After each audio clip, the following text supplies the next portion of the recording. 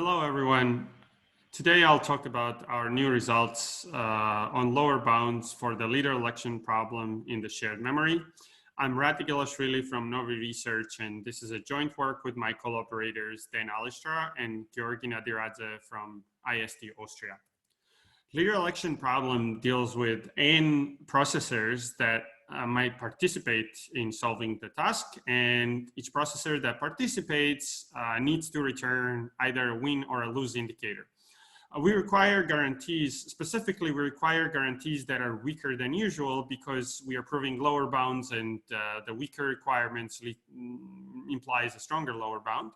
So we require one uniqueness that in any execution, at most one processor can return win. Note that we don't require exactly one, we just require at most one. However, in solo executions, we require the processor must win. So if a processor runs alone, it has to win. For context, this is similar to test and set in shared memory, but it's weaker also because we don't require sort of certain linearization guarantees. It's easier than consensus because not all processors need to know the ID of the winner. And for people that are more familiar with graph algorithms, note that this is similar to what happens on the maximal independence set in the local neighborhoods of the node in the graph, where one node can win and its neighbors have to all return lose. The communication model is asynchronous, standard asynchronous shared memory with a supply of atomic read-write registers, even though we can generalize our results to stronger semantics. Processes may flip local random coins in randomized setting, and the order of steps is controlled by an adaptive adversary. So an adaptive adversary can observe the local coin flips as they happen, even though, again, we can generalize our results to even the oblivious adversary that doesn't have this power. Our results are for bounded write contention, and by write contention, we mean the maximum number of processors that might concurrently write to any register in any execution. What this means is, in other words, if you view an execution as a sequence of atomic read-write steps, how many processors at the same time, how many processors next steps could be a write to the same register? How many of them could be poised to write to the same register? Because they can all write concurrently to this register. So for k equals to 1, it means a single processor may concurrently write to any register. Sounds and is similar to a single writer, multiple reader model, but it's actually weaker. And again, a weaker means a stronger lower bound. But so in SWMR, usually every register is assigned every register is assigned to some processor, and only that processor can write to it. And here in our write contention 1 setting, we are fine if one processor writes to some register in the beginning of the execution, later some other processor writes to it, as long as they cannot write to it at the same time. So I want to talk a little bit about sort of step complexity in shared memory tasks, for shared memory tasks. So there are there are fundamental problems like consensus, renaming, leader election is one of them. And for, let's say, consensus and renaming, the optimal time complexity, the step complexity is well studied and well understood. Like for consensus, we have a groundbreaking result from over a decade ago by Atiyah and Sensor Hillel that shows that basically linear is the optimal. For renaming, we have logarithmic tight upper and lower bounds. But for leader election, against adaptive adversary, for instance, we have an upper bound dating back to 92, a logarithmic upper bound due to Afek, Gaffney, Tromp, and Vitani, and there is nothing. We have no lower bounds. And this might be surprising, and this is not, I should say that this is not for the lack of trying. So for instance, space complexity of tested leader election is really well studied, and the optimal space complexity is known. And also, there has been progress in improving upper bounds against oblivious adversary, but there has been no lower bounds. And also, like intuitively, maybe proving lower bounds for this problem, one can say is hard because the problem requirements itself are very simple. We prove first lower bounds for this problem, assuming a bounded write contention. In fact, if the write contention is 1, we provide the tight matching lower bound, logarithmic lower bound against the adaptive adversary to the 92 log n upper bound. For if we say that the right contention is kappa, we provide an expected lower bound of omega log n over kappa square. And note that in a lot of places I said that we assume a weaker problem setting and the modal setting, which makes the lower bound stronger. That is true, but also when we relax so much, we can actually, our lower bounds become almost tight, because for this weak version of leader election, there exists an upper bound with log n over log kappa step complexity. So to prove it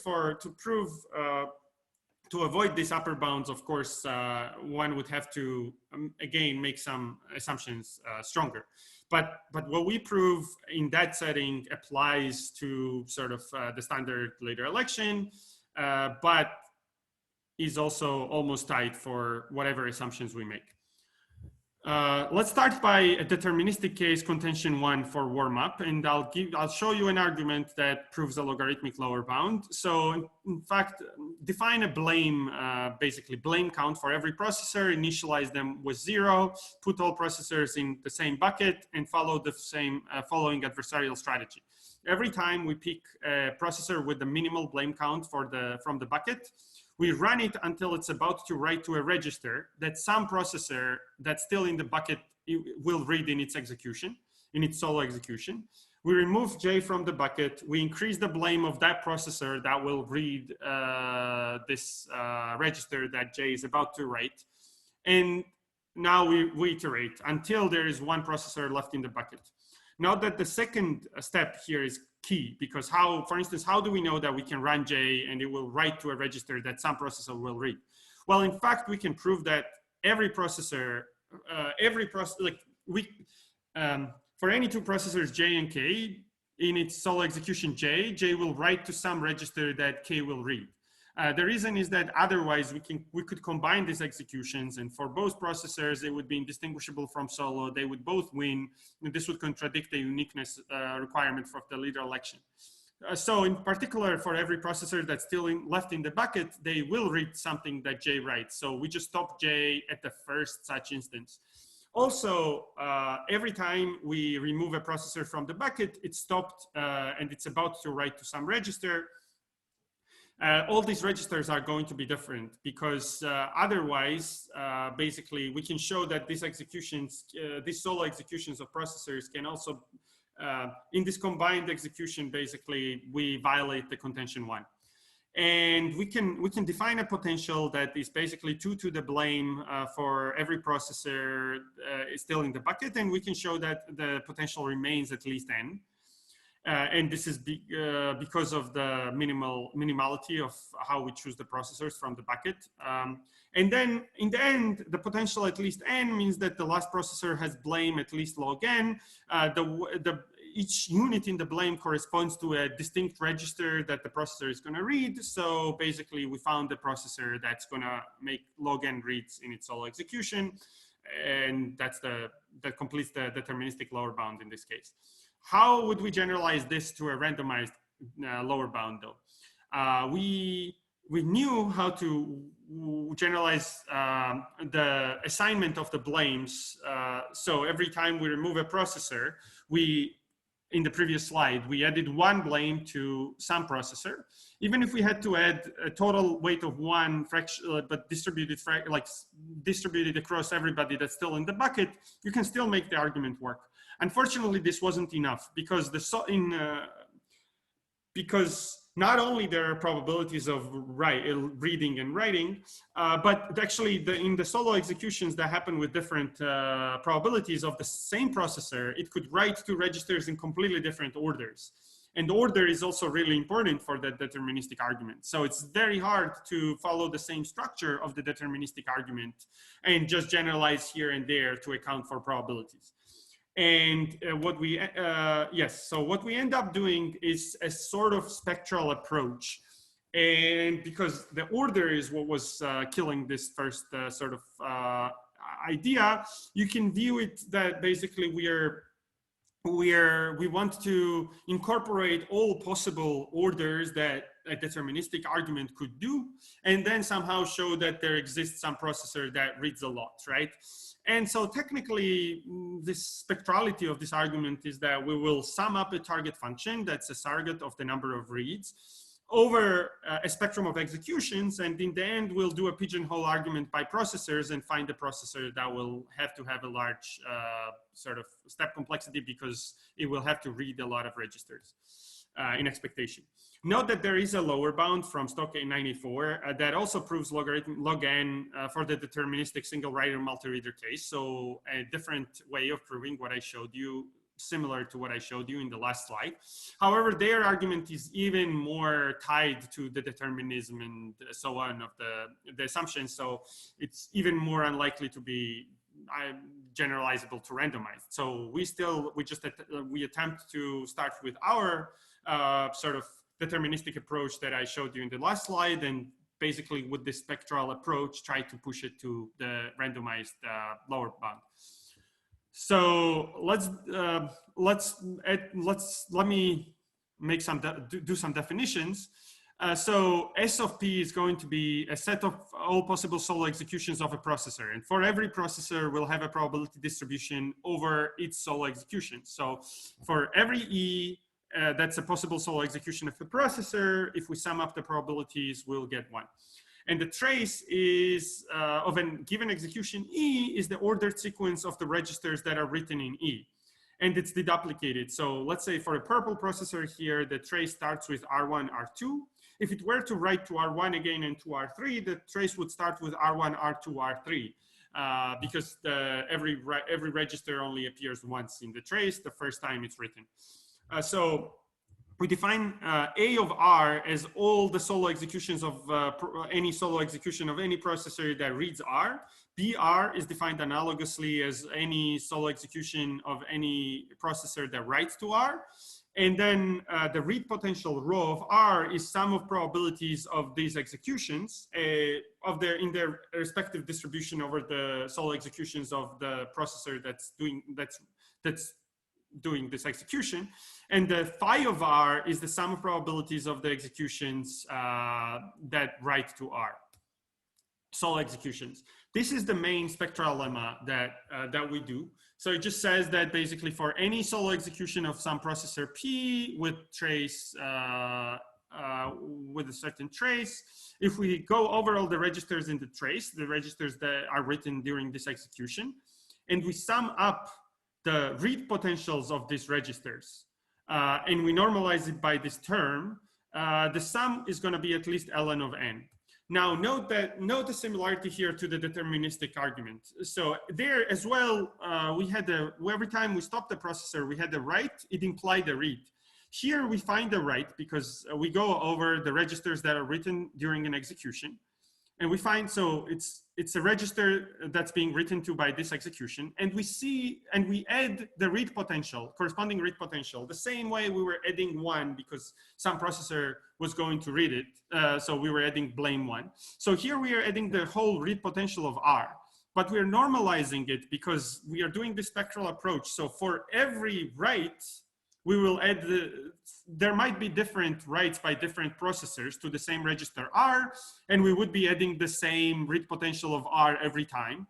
So when it's an execution by P that leads to adding rho of R, we normalize it by the write potentials of other processes. So in fact, this term here is basically the sum of probabilities of executions of other processors that write to R.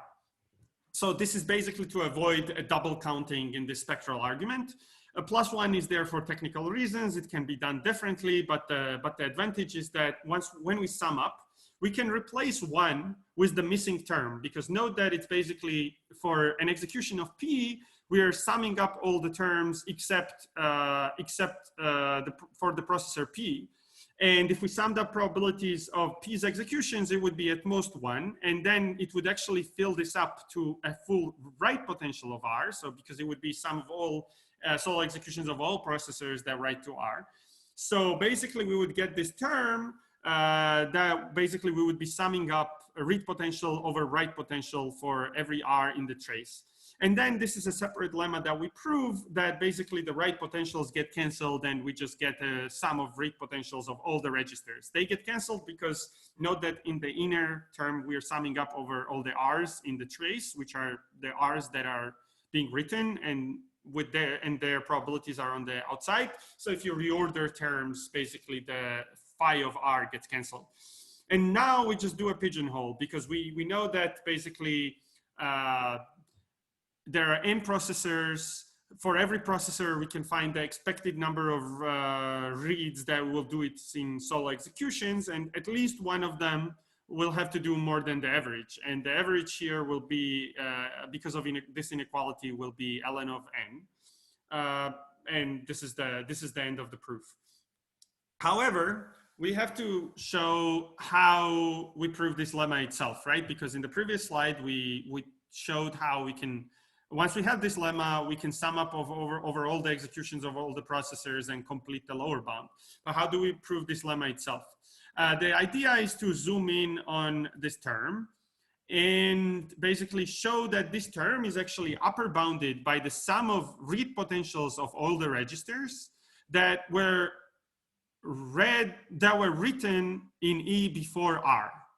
And the reason for that is basically, this is one of the technical lemmas in the paper, but the main idea is because any execution that writes to R has to read from somewhere some register that was written before R in E. Otherwise, we could combine these two executions and get two processors that would both write to R, and this would contradict the contention of the contention 1.